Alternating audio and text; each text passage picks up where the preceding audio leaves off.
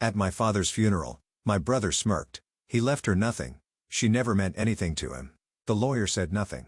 I sat in silence. Then a nurse stepped forward, held up an envelope, and said, "He asked me to deliver this to her and only her." What was inside made everyone go silent.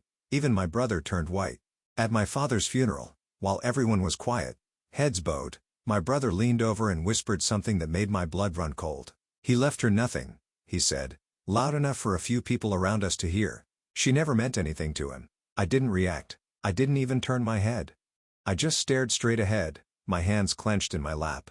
My stomach twisted, but I wouldn't give him the satisfaction of seeing me crack. I had come to say goodbye, to pay my last respects, even if my relationship with my father had been complicated, distant, mostly silent, sometimes painful.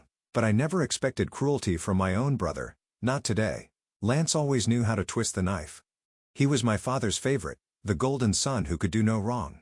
He inherited the business, the house, the trust. I inherited nothing but silence. After the service, the lawyer confirmed it. Everything had been left to Lance, every last dollar. He sat there smug, pretending to mourn, but his eyes sparkled like he had won some prize. I stayed quiet. What was the point in arguing with the dead? But just as the lawyer began packing up his papers, a nurse I'd never seen before stepped forward. She looked nervous, but determined, holding a small white envelope. She said, "Are you Amira Thorne?" I nodded. "He asked me to deliver this to you and only you."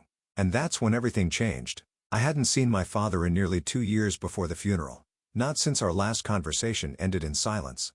No yelling, no final blowout, just the quiet disappointment of two people who had never really understood each other.